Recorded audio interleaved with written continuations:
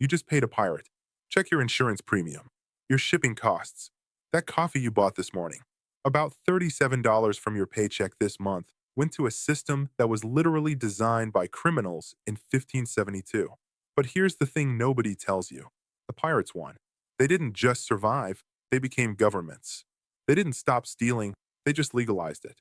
And that treasure they took? It bought the armies that conquered a quarter of the planet. Francis Drake stole 600,000 pounds of Spanish silver in 1573. In today's money, that's $180 million. And Queen Elizabeth? She knighted him for it. She didn't just approve the theft. She invested in it. 40% return, royal backing, legal protection. Watch what happens when you stop calling it piracy and start calling it privateering. 3 ships, 1 island, a fortune that would build the British Navy. And you're living in the world it created. April 1st, 1573. Nombre de Dios, Panama. Population 400. There's Spanish silver just sitting in warehouses, waiting for galleons to carry it back to Spain. Francis Drake shows up with 73 men. The Spanish have 150 soldiers. But Drake has something they don't. He has complete disregard for the rules everyone else is following. He attacks at 4 a.m. during a thunderstorm. The Spanish think pirates respect weather and darkness. Drake's counting on that assumption. His men reach the silver warehouse in 18 minutes. The doors are open because, who attacks in a thunderstorm? Inside, 6 million pesos in silver bars. Each bar weighs 70 pounds. Drake's men can maybe carry 200 bars total. There are 85,000 bars stacked floor to ceiling. They grab what they can carry and run. Total haul from that one night, 100,000 pesos. That's 30,000 pounds of silver. In modern value, we're talking $18 million. Drake just stole more money in one night than most nations collected in annual taxes. The Spanish call him a pirate. The English call him a hero. Both are right. Both are wrong. He's something new. Let me show you how this whole thing works. In 1492, Columbus discovers the Americas. By 1500, Spanish conquistadors realize the New World has silver. Mountains of it. The Potosi silver mine in Bolivia produces 60% of the world's silver for 150 years straight. Spanish galleons carry it back to Europe. The route is predictable. Caribbean islands to Havana to Spain. The ships are slow, the route is known, and the cargo is literal fortune. Between 1500 and 1650, Spain extracts 150,000 tons of silver from the Americas. That's 3 times the total European silver supply before Columbus. It makes Spain the richest nation on earth. It should make Spain unstoppable. It doesn't, because there's a problem with carrying all the world's wealth across 4,000 miles of ocean on predictable routes in slow ships. Everyone else wants it, and some people are willing to kill for it. Enter the pirates. Except they're not exactly pirates. Here's where it gets weird. Queen Elizabeth I has a problem in 1558.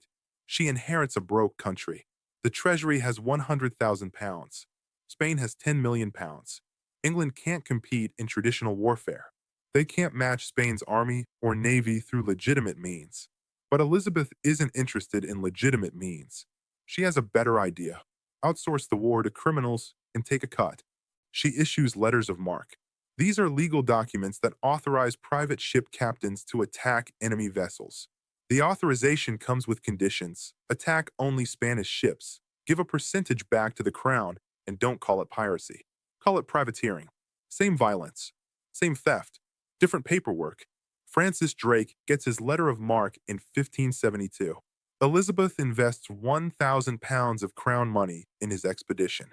Her personal investment, not public funds. If he fails, she denies involvement. If he succeeds, she gets 40%. This is venture capital with cannons. Plausible deniability with profit sharing. And it works. Drake's 1577 expedition changes everything. Elizabeth invests 1,000 pounds. Drake takes 5 ships and 164 men. The mission: sail around South America, attack Spanish settlements on the Pacific coast where they don't expect English ships, steal everything, come home. The Pacific coast is undefended because Spain thinks the Strait of Magellan is too dangerous for enemies to navigate. They're wrong. Drake gets through. For 15 months, he raids Spanish ports on the Pacific with zero resistance. Valparaiso, Chile. Callao, Peru. Towns built for trade, not defense. He takes gold, silver, pearls, gems, maps, and one Spanish treasure ship called Nuestra Señora de la Concepción. This one ship is carrying 26 tons of silver, 80 pounds of gold, and 13 chests of jewelry. One ship, one capture, 5 years of England's tax revenue. Drake sails home with 400,000 pounds of treasure. Elizabeth's 1,000-pound investment returns 47,000 pounds. That's a 4,700% return in 3 years. Better than any investment in human history. Drake becomes the first Englishman to circumnavigate the globe. Elizabeth knights him on the deck of his ship, the Golden Hind, in April 1581. She's not knighting an explorer. She's knighting her most profitable business partner. The Spanish ambassador demands Drake be executed for piracy. Elizabeth's response: "The gentleman careth not if I disavow him." Translation: "I'll deny him if it's convenient, but I'm keeping the money." Now here's what nobody asks. What did she do with that 47,000 pounds? She didn't spend it on palaces or jewels. She spent it on ships, warships.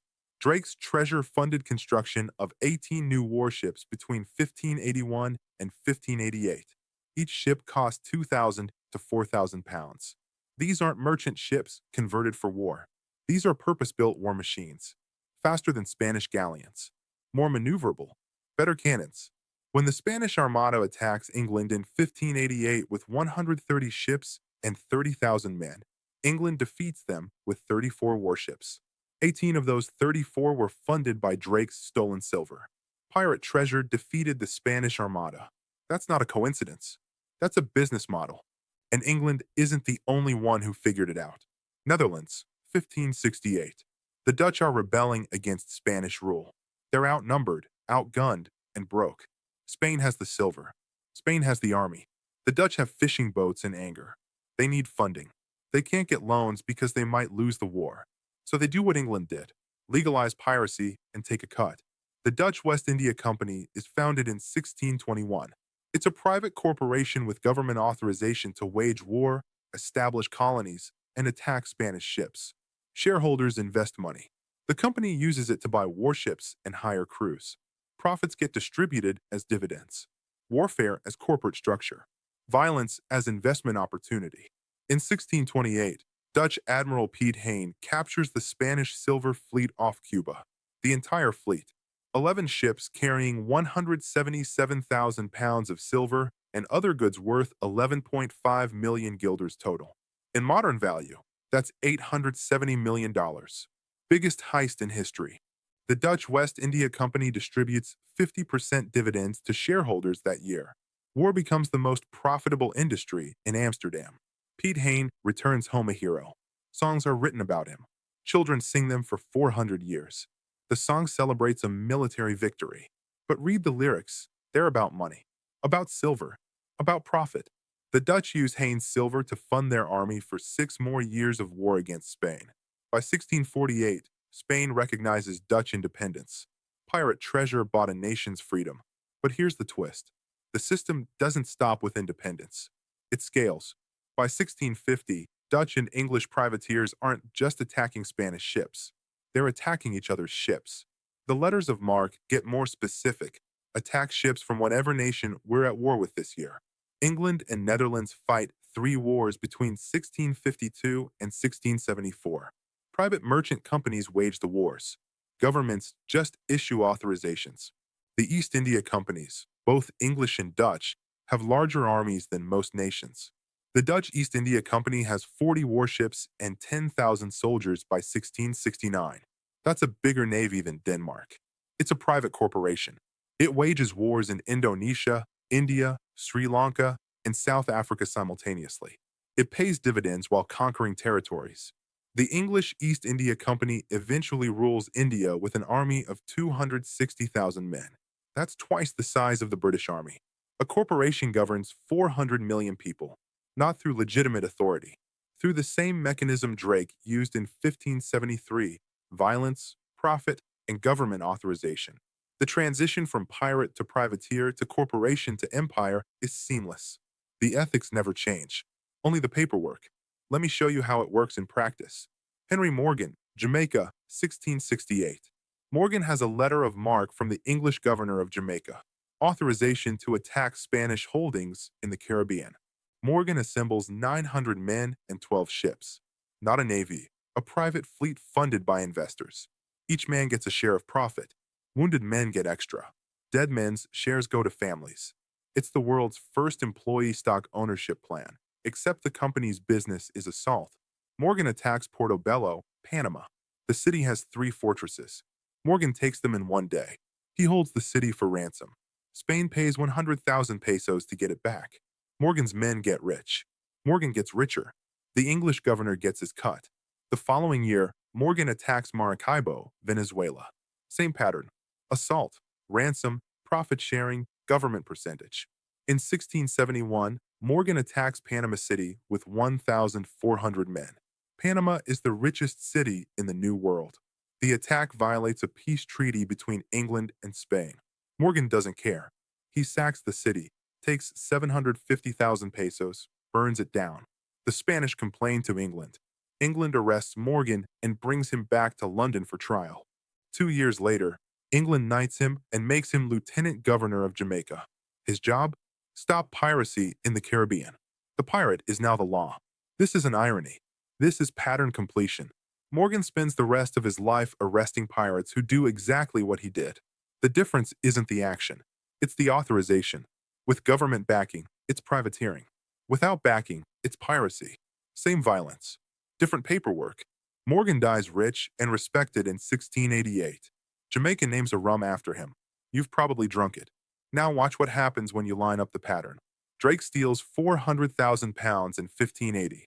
Funds 18 warships. England defeats the Spanish Armada in 1588. Piet Heyn steals 11.5 million guilders in 1628. Funds Dutch army for 6 years. Netherlands wins independence in 1648. Henry Morgan steals 750,000 pesos in 1671. Funds English Caribbean expansion. England dominates Caribbean trade by 1700. By 1700, Caribbean sugar trade generates more wealth than all the silver Spain ever took from Potosi. Who controls the Caribbean? England and Netherlands. The pirates, not the Spanish. The Spanish had the mines. The pirates had the business model. The business model won. And the business model was simple. Use private violence to take wealth. Share profit with government. Use profit to fund more violence. Repeat until you control trade routes. Then call it commerce instead of piracy. At that point, you don't need to steal anymore. You just collect fees. That's what insurance is. That's what tariffs are. That's what your shipping costs are. The descendants of privateering. Here's where it lands in your life. Lloyd's of London, founded 1686. It's the world's oldest insurance marketplace. Where does insurance come from? From ship owners who needed to protect cargo from pirates. You pay a premium. If pirates take your ship, the insurance pays out. But who were the early investors in Lloyd's? Former privateers. The people causing the risk were selling protection from the risk they caused. That's not entrepreneurship. That's extortion with accounting. Lloyd's still exists. It insures 30% of global shipping today. You pay the premium every time you buy anything that crossed an ocean. Your coffee costs more because of a system designed by pirates in 1686. And it's not just insurance. The entire structure of modern naval power descends from Drake's model. National navies exist to protect trade routes. What are trade routes? Paths that used to be raided by pirates. Who built the first navies strong enough to protect those routes? Nations that funded their navies with pirate treasure. Your tax dollars fund the Navy. The Navy protects commercial shipping. Commercial shipping companies profit. The system is 400 years old. We just stopped calling it privateering. Let me make the connection explicit. Amazon ships 50 million packages per day. Those packages travel on ships through sea lanes. Those sea lanes pass through the Strait of Malacca, the Suez Canal, the Panama Canal. Same routes the Spanish used. Same routes Drake raided. Who protects them now? The U.S. Navy. 7th Fleet in the Pacific. 5th Fleet in the Middle East. You pay for it through taxes. Amazon profits from it through protected shipping. You pay twice, once in taxes, once in shipping fees. The structure is identical to Elizabeth's privateering model. Government funds security. Private companies profit. You pay the cost. Drake got 40% of profit. Amazon pays a 35% corporate tax rate, theoretically. The percentage even matches. This is not a metaphor. This is direct descent. The system didn't change. It scaled. But here's what makes it uncomfortable. We celebrate Drake. There's a statue of him in Plymouth. We teach kids he defeated the Armada. That's true. We don't teach kids he funded the victory with stolen silver taken during peacetime raids on undefended towns. That's also true. We celebrate Morgan with rum bottles. We don't talk about Panama City burning. Both things happened. The same action. History calls it heroic or criminal based purely on outcome. If Drake had lost, he'd be remembered as a pirate. He won, so he's a knight.